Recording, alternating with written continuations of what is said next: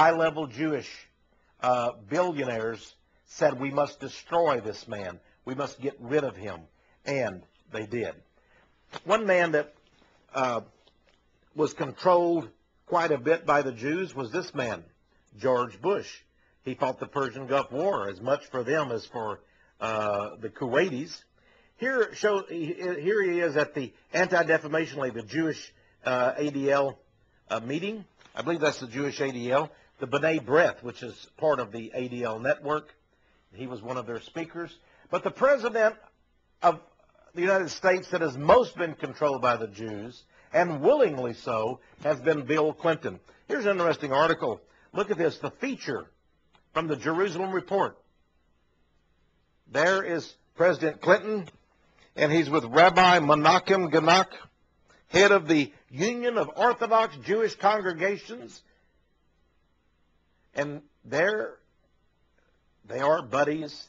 Clinton's intriguing kinship, not just friendship, kinship with the Jews. Many people believe that Bill Clinton was in fact Jewish. And I have some documentation. Hillary Clinton, during the final year of the Clinton administration, she actually admitted that she was Jewish. She said, my grandmother was Jewish. She actually spoke Yiddish. Hillary Clinton made many of these same kind of admissions when she was running for senator in New York. Hillary Rodham Clinton is Jewish. She says she is. And it's been in all the New York newspapers.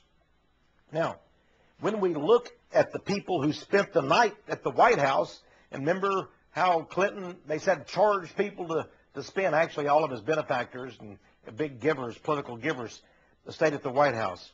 Here was from Time magazine back September the 2nd, 1996, and it talked about who spent the most time at the White House with Bill Clinton, who spent, the night with him. The one who spent the most was Edith and Lou Wasserman, Jewish, former chairman of MCI Universal Studios. They put out the hideous movie blaspheming Jesus, The Last Temptation of Christ. He gave Bill Clinton $459,000 plus $134,000 almost from MCA Universal Studios. Then Barbara and Stephen Grossman, president of the Massachusetts Envelope Company, Jewish. They stayed with Clinton at the White House frequently. They gave him $437,000 campaign contributions. Third was David Geffen, the movie producer. He gave Clinton over $400,000 total. He was Jewish. Eileen and Peter Norton were Jewish. They were Norton Utilities Software. Then finally there was Lorraine and Sidney Sheinberg, two of the richest people in the world, also with MCA Universal Studios, gave Clinton over $267,000 campaign contributions. All of Clinton's money virtually came from rich Jews. Now, here's an item that just came out of the National Vanguard magazine back in 1996. It says one of Bill Clinton's old pals died in May, a victim of cancer. He was David Ifshin, Jewish, who used to march with Clinton in pro-Viet Cong demonstrations in the 60s. Ifshin, at that time, headed the Communist Front National Students Association.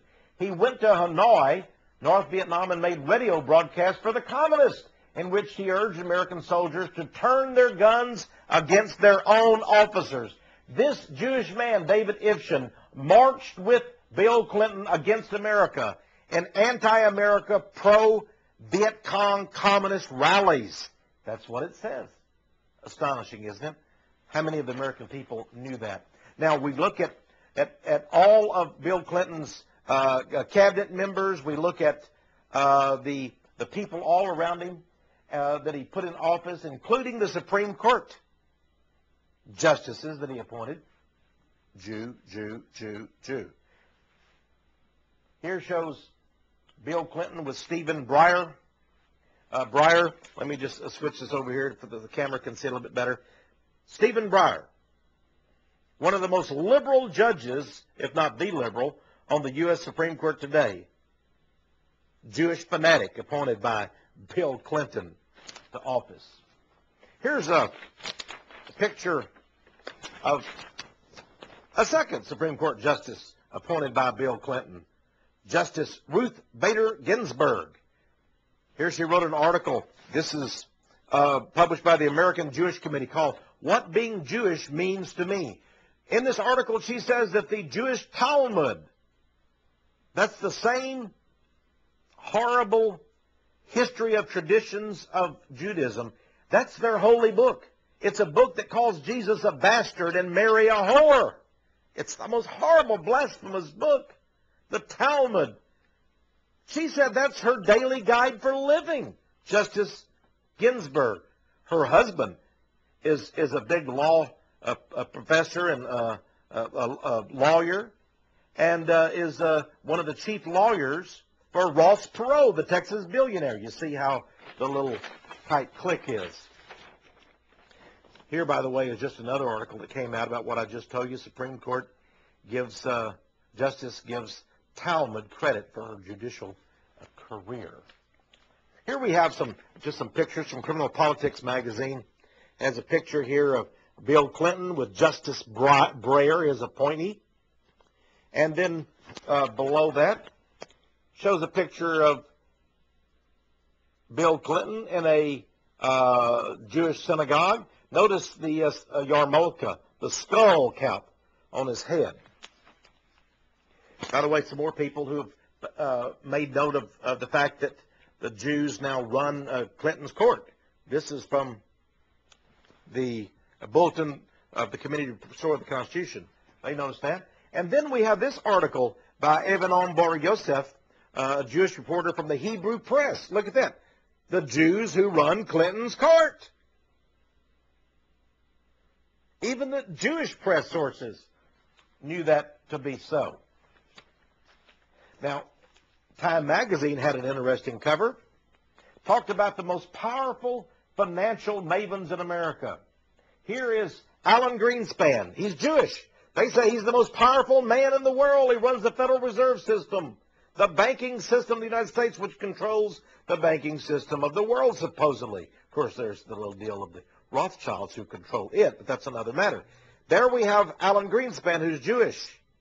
And then on the side of Greenspan, right here we have Mr. Rubin, the Secretary of Treasury, a Wall Streeter under Bill Clinton. He's the Secretary of Treasury. On the other side of Alan Greenspan, we have Mr. Summers, who's head of the economic advisors for Bill Clinton.